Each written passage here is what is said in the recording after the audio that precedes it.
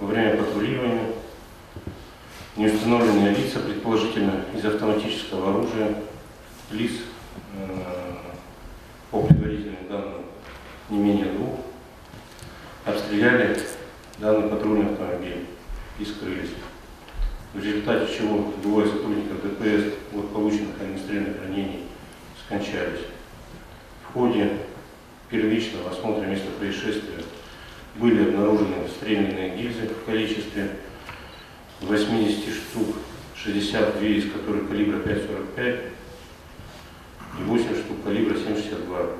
В дальнейшем в ходе дополнительного осмотра обнаружено изъято 21 стрелянная гильза калибра 7,62, а также изъято вещество бурого цвета. По данному факту возбуждено уголовное дело Следственным комитетом Следственного управления в Республике Ингушетия по признакам преступления, предусмотрено статьей 317-222.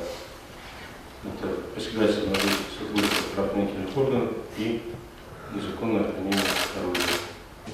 Мужественные ребята были, достойные. В республике созданы все условия для того, чтобы тот, кто оступился, мог прийти, получить помощь от властей. Работают адаптационные комиссии, как республиканские, так и муниципальные. Работают так называемые общественные советы.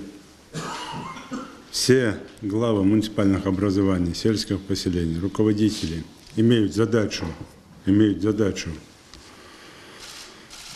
чтобы те люди, которые оступились, нашли себя в жизни, получили бы и работу, рабочие места, в том числе те, которые освободились из мест лишения свободы.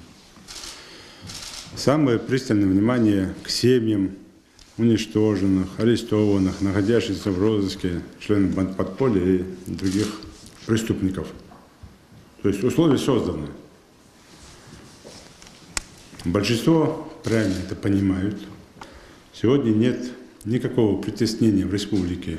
Главная наша задача, чтобы никто не противостоял друг другу, никто не противостоял власти, никто не нарушал общественный порядок, прикрываясь религией, и не совершал преступления. Но, тем не менее, находятся бандиты, которые вчера совершили преступление, которые не слышат нас, которые слышат где-то за границей кого-то,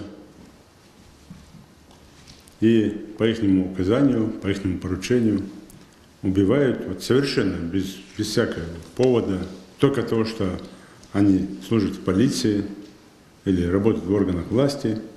Если даже в ходе оперативно-розыскных мероприятий их задержат, то же самое.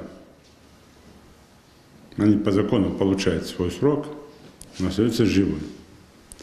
Если будет оказывать сопротивление, они уничтожаются. Мы это все должны понимать. Но есть одно правило – отсутствие работы в обществе. На местах имамы должны вести работу. Это касается глав муниципальных образований, и через имамов эту работу проводить.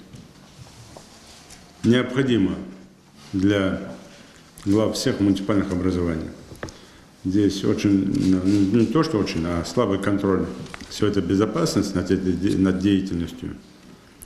Мои требования ежемесячно обходить, проверять свои территории, веренные территории, в радиусе, который мы определяли, они выполняются не совсем качественно. Мои требования ежемесячно, а некоторые направления ежедневно проверять, это заброшенные, незаброшенные участки и так далее, тоже выполняются не совсем качественно. На это я обратил бы очень серьезное внимание.